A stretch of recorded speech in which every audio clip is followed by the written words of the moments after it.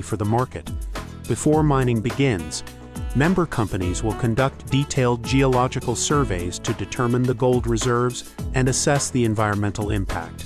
Geologists will use methods such as exploratory drilling, magnetic field measurements, and soil analysis to better understand the reserves and characteristics of the gold mine.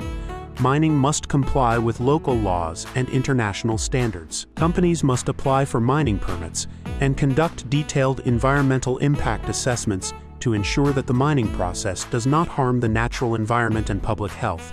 There are two main methods of gold mining: open pit mining and underground mining. Open pit mining applies to mines with ore close to the surface.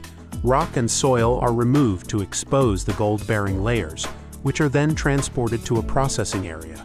Meanwhile, underground mining is used for mines deep underground. Tunnels are dug to access the ore, which is then transported to the surface. Once the gold ore is mined, it is crushed and subjected to further processing steps to separate the gold. Processing usually involves methods such as cyanide treatment and carbon-in-leach, CIL, or carbon-in-pulp, CIP. Cyanidation method is the most common method. Gold ore is dissolved in cyanide solution. The gold is then separated from the solution through absorption. Meanwhile, in CIL or CIP method, the ore is immersed in cyanide solution.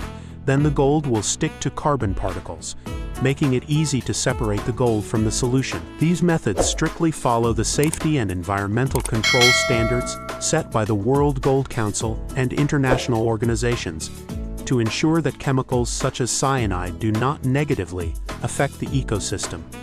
The crude gold, after being separated from the ore, will be sent to the smelter to remove impurities and achieve the desired purity, usually 99.5% or higher.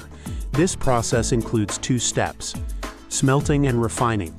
The gold is heated at high temperatures to remove impurity metals such as silver, copper. Electrolytic or chemical methods can then be used to achieve the highest purity, resulting in a pure gold product ready for the market. After refining, the gold is cast into bars or coins of the required size and purity. The gold products are then carefully packaged for shipping to banks, jewelry manufacturers, or investment institutions around the world. The World Gold Council requires its member companies to adhere to international standards. They are required to set guidelines to ensure that mining activities are environmentally friendly, responsible to local communities, and comply with international law.